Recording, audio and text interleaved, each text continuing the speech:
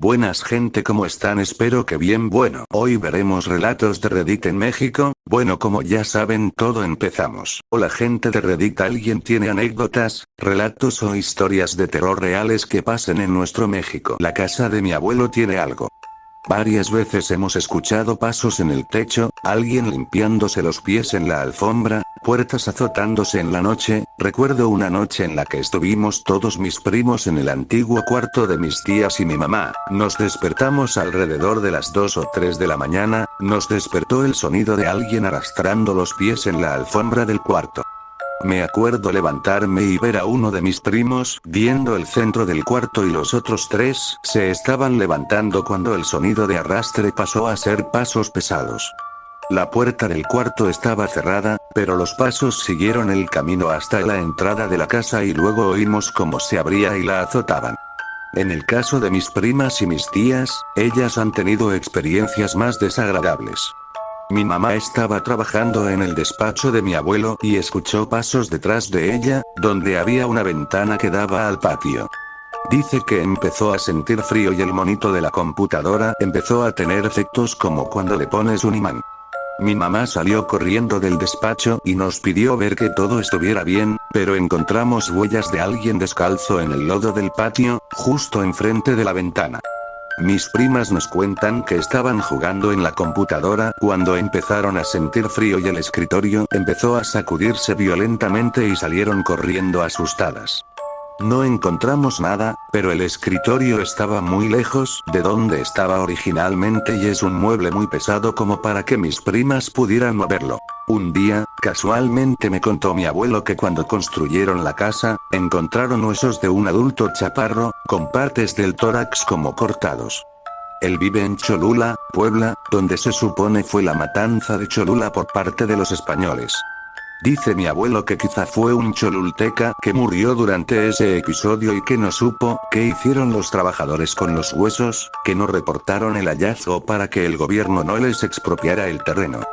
Cuando me casé, nos mudamos a un departamento, pensamos que era muy frío porque había pocos muebles y fue remodelado, solo había sala, comedor, refri, estufa, y la recámara. Poco a poco metimos más muebles pero seguía siendo frío, escuchábamos crujidos, pensamos era tubería, al poco tiempo comenzábamos a escuchar golpes en algunas puertas, decidíamos no hacer mucho caso, después sentíamos la presencia de alguien, trajimos a un padre a bendecir el departamento, pero no fue suficiente. Al poco tiempo mi esposa y yo comenzábamos a pelear sin razón, se movían cosas, muy leve, algún libro, un traste en el fregadero, seguían golpeando en la puerta, hasta que lo comentamos con la mamá de mi esposa, vinieron a hacer limpias digamos más fuertes que la del padre, hasta que paró todo, tuvimos que dejar en un baño que quedó como bodega una Biblia abierta y una cruz por fácil 3 años, a la fecha todo cambió, no hemos vuelto a tener ningún problema de ese tipo. Viví en una zona que yo llamaría relativamente tranquila, hace algunos años tuve un peculiar encuentro en la madrugada, he trabajado de noche por años, regresando con un compañero del trabajo, me dejó en X punto relativamente cercano a mi casa y su ruta, pero ese día desde que bajé del auto me sentía observado.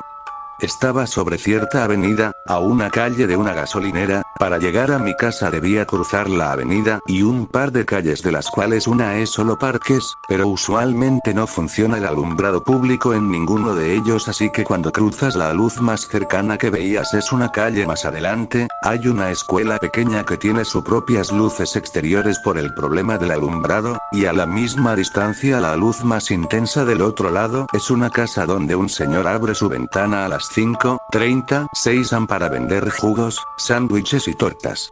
Por algún motivo ese día no había abierto temprano el señor, y como no había mucha luz me quedé donde estaba mirando al parque. De un lado son bancas techadas y del otro lado de la calle es una cancha de básquetbol rodeada de árboles, pero sentía que algo me miraba desde la cancha y pasé un buen rato mirando la cancha, creía ver sombras moviéndose, como gente usando capuchas o sudaderas, pues no veías un estilo de pelo y las ligeras siluetas parecían iguales. Tras esperar una una media hora mirando desde donde estaba, pude ver cómo las sombras se movían un poco más lejos y ya sin agacharse tanto, esperé unos minutos más y al poco rato pude ver encenderse la ventana del señor que vendía jugos, ya con esa guía de luz me puse mis llaves a la mano y crucé el parque pegado del lado contrario a la cancha.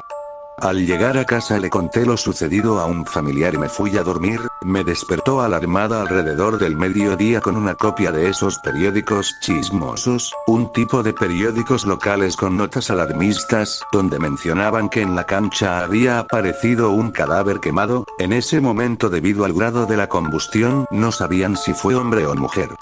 Si bien en retrospectiva pude haberme desviado algunas calles y pasar por otro lado, una parte de mí no quería darle la espalda a la cancha y me sentía lo suficientemente lejano y seguro para poder correr en caso de ser necesario.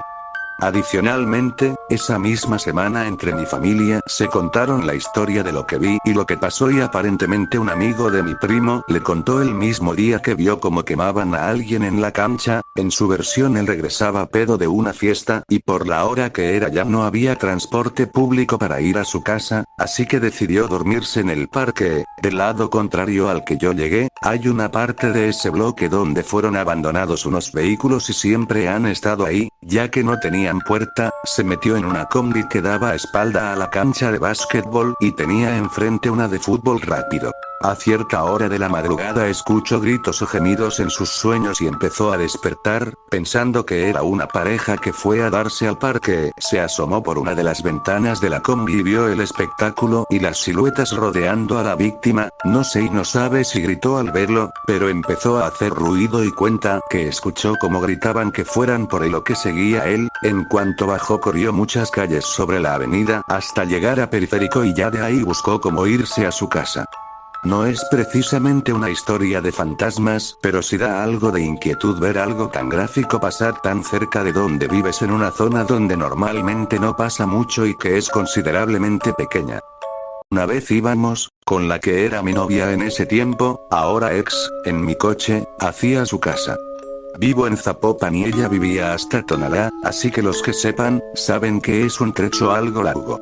Total, no era tan tarde, como las 9 p.m. y ya estaba algo oscuro. Ya casi llegábamos a su casa cuando nos tocó un alto unas cuadras antes de llegar. Los dos veníamos cansados de la escuela, entonces veníamos en silencio y cada quien en su pedo. Entonces escuché una voz femenina que gritó "no", y se escuchó dentro del coche.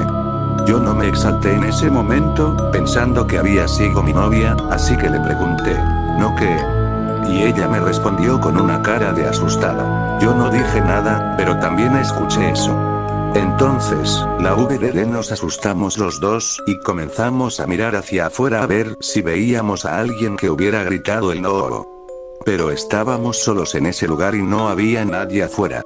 La verdad, platicamos un poco entre nosotros y decidimos creer que había sido alguien que no vimos y ya no le dimos importancia. La dejé en su casa y me regresé a la mía y así quedó ese día. 2 días después, ella llega conmigo en clases y me comienza a contar algo que la verdad hizo que me diera miedo. Resulta que una de sus vecinas, de esas chismosas que siempre andan viendo qué pasa en la calle, se asomó ese día que llegamos para ver quién era y nos vio. Como ya nos conocía, dijo que no le dio mucha importancia. Eso salvo que se bajó del carro con nosotros una niña pequeña, y le preguntó a mi novia a la mañana del día que me estaba contando que si era mi hija o que quién era la niña que se bajó con nosotros esa vez. Obviamente no tengo hijas, ni nadie más venía en ese coche salvo nosotros, así que probablemente ese ente desconocido haya sido la razón de que escuchamos la voz en el coche.